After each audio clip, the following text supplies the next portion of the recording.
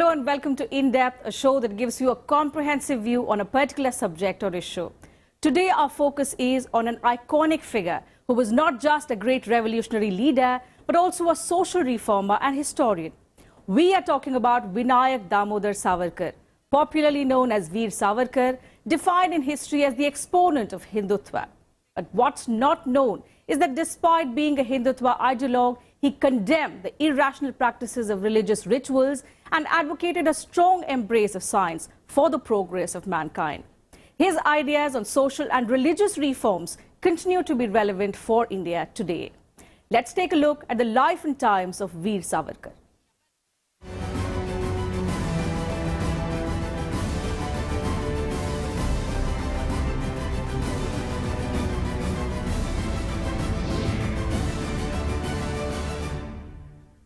Veer Savarkar was a multifaceted personality. He was a modernist whose ideas on social and religious reforms, embrace of science and building a stronger state were much ahead of his times. Let's take a look at the life, thought, actions and relevance of Veer Savarkar.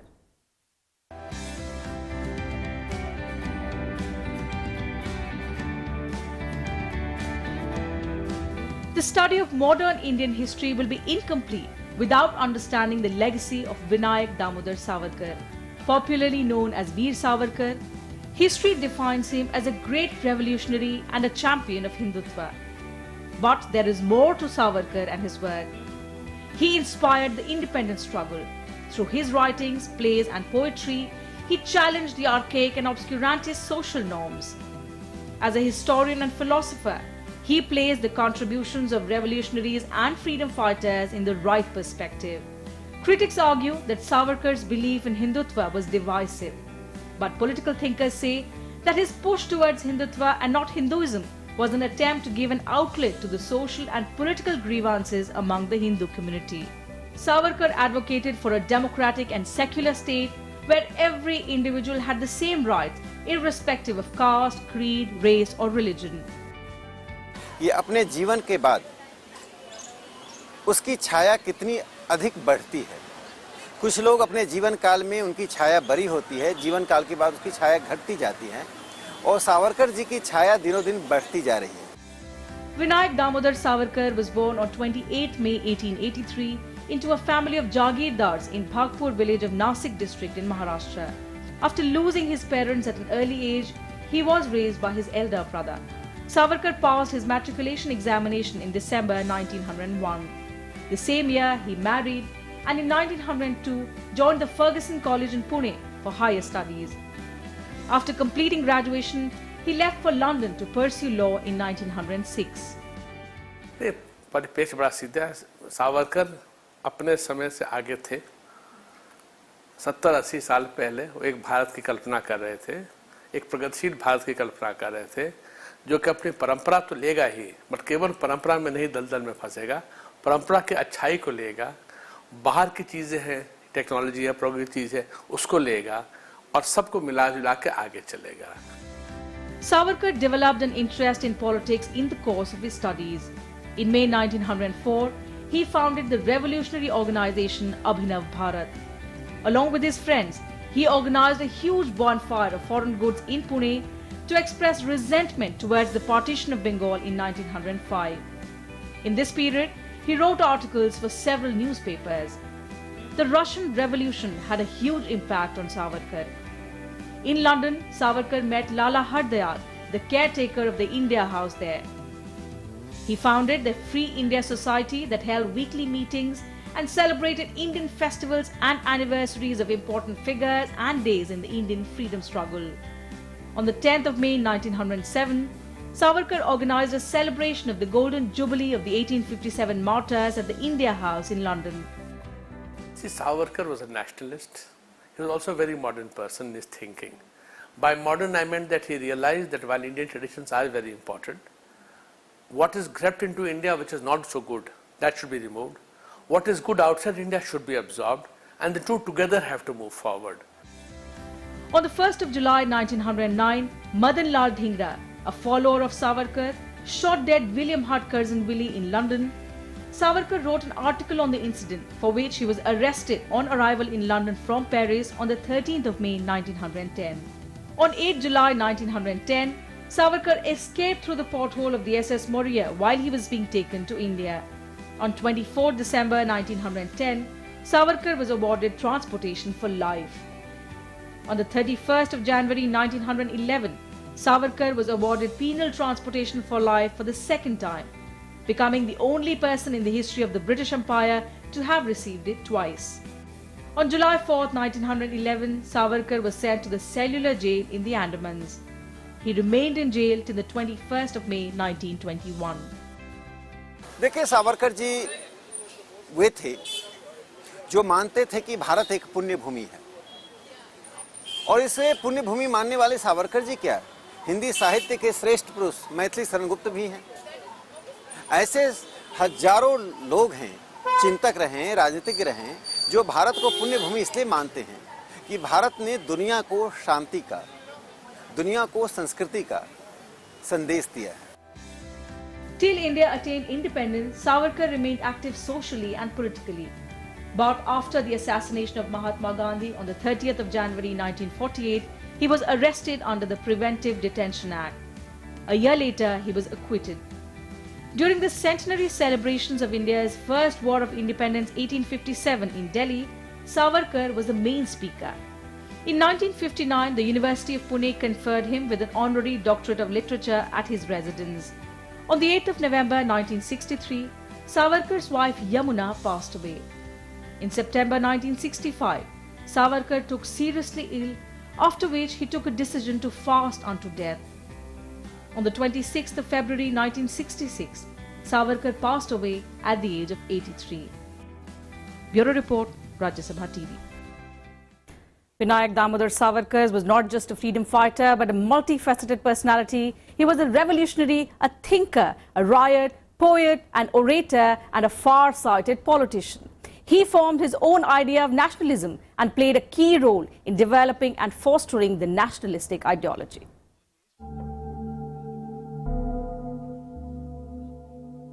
Vinayak Damodar Savarkar was a fierce supporter of nationalism. He had his own distinct vision for Indian nationalism, according to which ethnic identity or geographical identity are not enough to define nationalism. Savarkar believed that the identity of a nation or its nationalism rests on three pillars: geographical unity, racial features, and a common culture.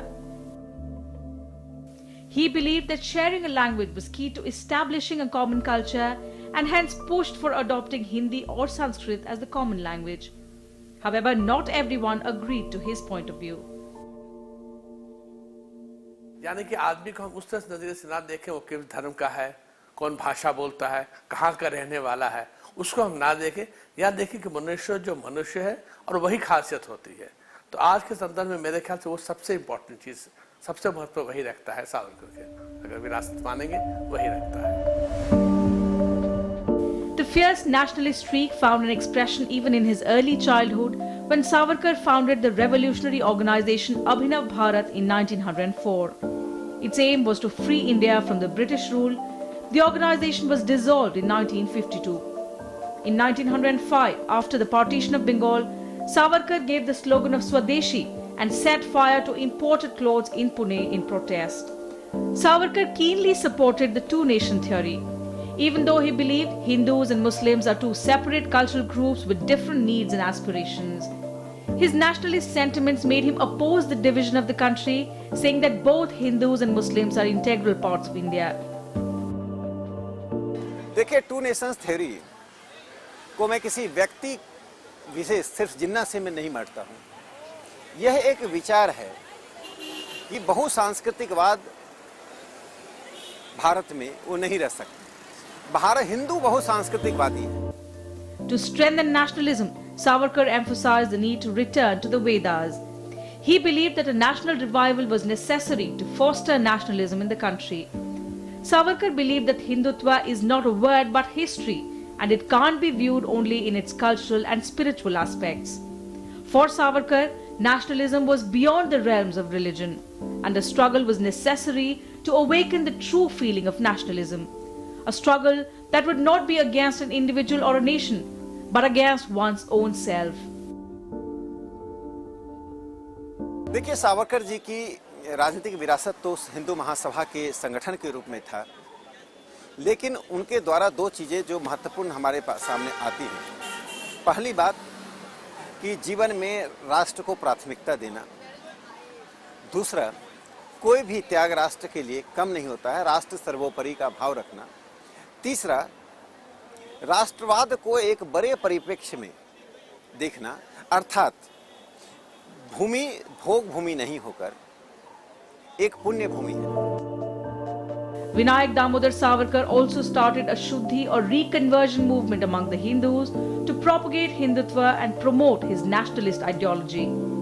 He also led many programs for social reforms aimed at fostering nationalism in the country. Savarkar was clear that we have our own traditions, but we should never let traditions come in front of us, should not block our progress. So while traditions are fine as long as they are useful to us, so that is why his main focus was that we should always be looking forward. Savarkar was relentless in developing the political ideology of a Hindu nation. Brimming with the spirit of nationalism, his books were often confiscated even before they were published. But they couldn't stop his revolutionary poetry that he scribbled on the walls of the cellular jail with coal when he was lodged there. Existing even today, these poems on the motherland and patriotism act as a reminder of the iconic nationalist that Savarkar will always be. Bureau Report, Rajya Sabha TV.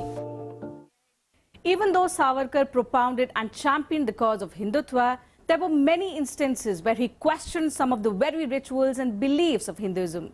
His writings and philosophy point to a keen mind that went beyond the dogma to embrace pragmatism and also the idea of progress. It is essential to look at the life of Savarkar from various angles. He was a staunch supporter of Hindu nationalism but did not support casteism. Savarkar was against cow worship and called it superstitious, but he also coined the word Hindutva, which mostly had a political meaning than a religious one. Although it does appear that he was a supporter of social and political communism, he expressed his views through the Hindu Mahasabha. Savarkar managed to adapt to changing circumstances and needs with ease. देखिए, सावरकर बड़े इस मामले में clear थे कि समाज को साथ लेके चलना है, संतुलन की बहुत आवश्यकता है समाज में, और समाज में मनुष्य बहुत ही महत्व रखता है। तो बाकी जो हमारे सपोर्ट सिस्टम्स हैं, धर्म जैसे हुआ, पूजन हुआ, ये सब हुआ, वो अपनी जगह पर रहता है, उसको हटाना नहीं है, बट उसको आगे नहीं करना, मानव को पीछे नहीं करना है। तो उस संदर्भ में आपको सावरकर को देखना पड़ेगा। It was in 1923, while lodged in Ratnagiri jail, that Savarkar wrote his ideological treatise, Hindutva, Who is a Hindu? In the book, he focused on Hindus and Hinduism, but several changes were made in later editions. He also believed that Hindus came into existence not from mythology, but from the Greeks, Iranians, and the Arabs. However, he cautioned that these terms are beyond interpretation. Several times he tried to keep Hindutva separate from religion, only giving it a political angle. देखिए, एक तो सावरकर जी गौ पूजन के समर्थक नहीं थे, इसे सावरकर जी को उससे जोड़ना गलत होगा। इसलिए गाय का महत्व मनुष्य पर देना, मनुष्य का महत्व गाय पर देना, दोनों तुलना ही गलत है। हिंदू शब्द की व्याख्या उन्होंने एक सर्वसमावेशी शब्द के रूप में की है, इससे सावरकर जी को धार्मिक राष्ट्रवाद से जोड़ना निहायत गलत होगा। Vigyana Nishtha Nibandh, an essay on science, contained Savarkar's logical views that made him stand apart from his existing Hindutva beliefs. He wrote that in an agrarian country like India, it is understandable that the cow should be liked. The cow has been our companion for long. It provides so many materials and its milk has been responsible, together with grain, for the growth of our physical stature. The cow has almost become a member of the families which keep it. The compassionate mind and heart of the Hindu feel gratitude to the cow. If the cow is worshipped because it is so useful, does it not follow that she should be cared for well to maximize her usefulness? If the cow is to be put to the best use possible, you have to stop worshipping it. When you worship the cow, you lower the standing of mankind. The Patit Pawan Mandir at Ratnagiri is a standing testimony to his indefatigable commitment to social reform. With inputs from Leena Sharma, Bureau Report for Rajya Sabha TV. The focus today is on the life of Veer Savarkar.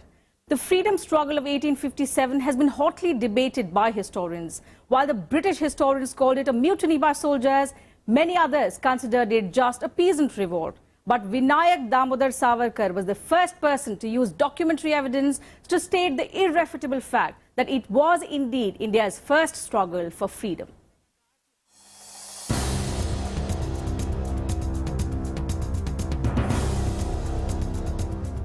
In 1909, Vinayak Damodar Savarkar wrote The Indian War of Independence.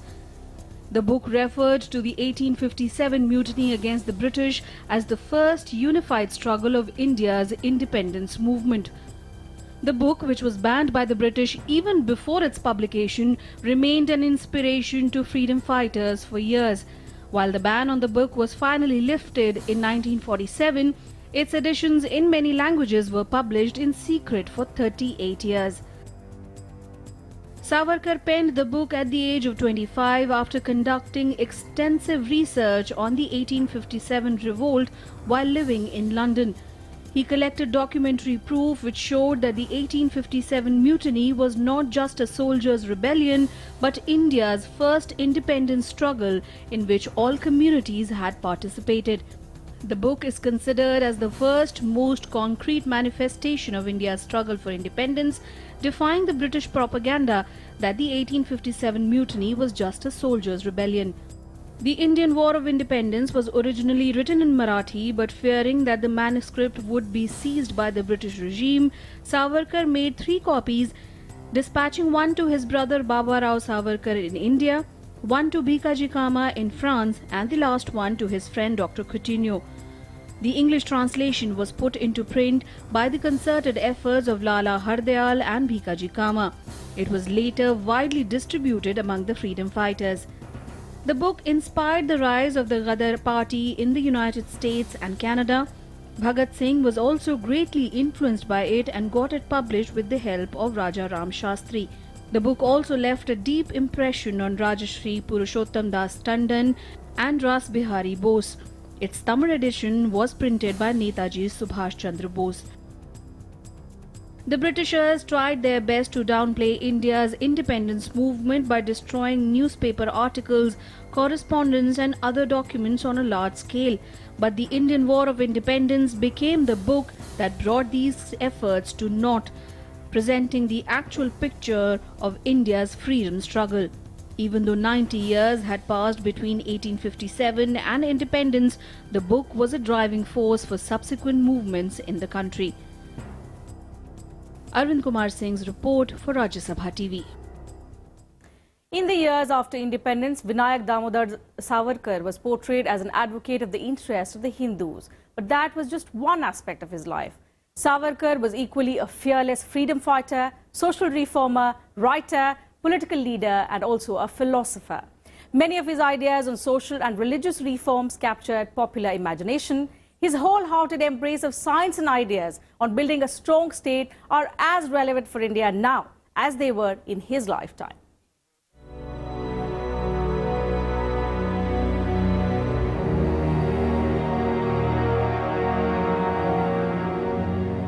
Vinayak Damodar Savarkar coined the term Hindutva or Hinduness to create a collective Hindu identity as an essence of Bharat.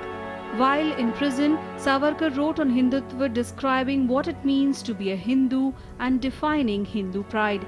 His writings on other religions, cultures and other schools of thought were no less important.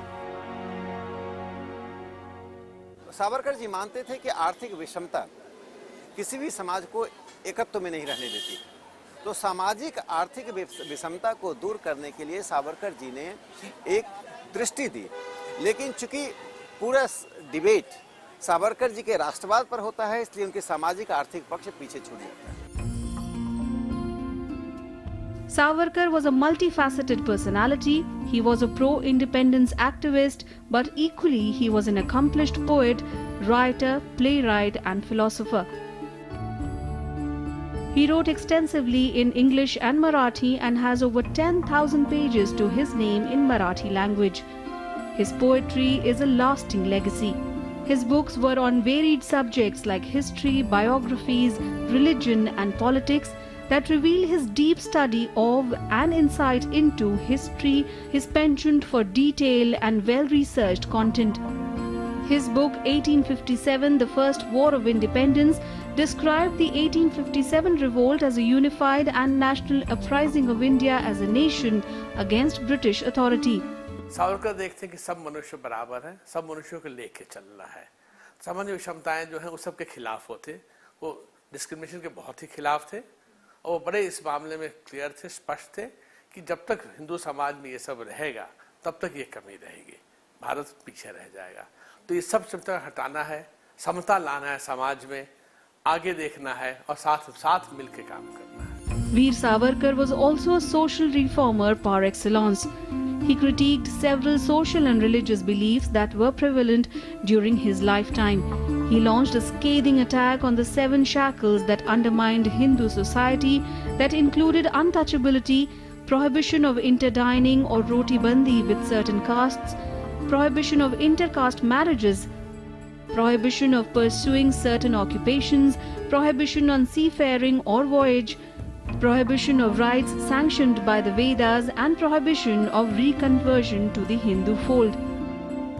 के सावरकर जी ने अपने जीवन में राजनीति को सामाजिक सरोकार से जोड़ा।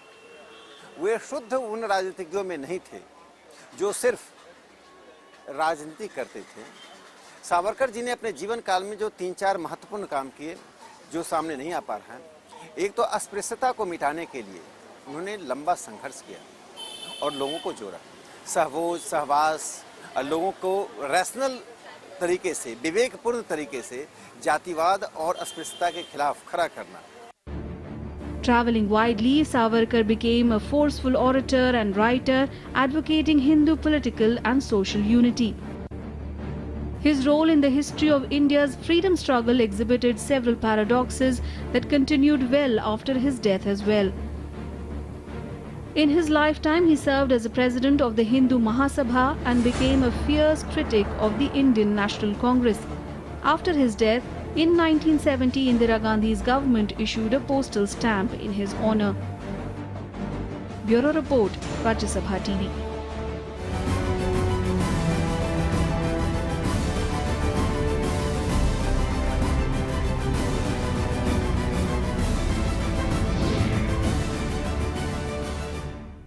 And that's it from us in this edition of In Depth. Thanks for your time.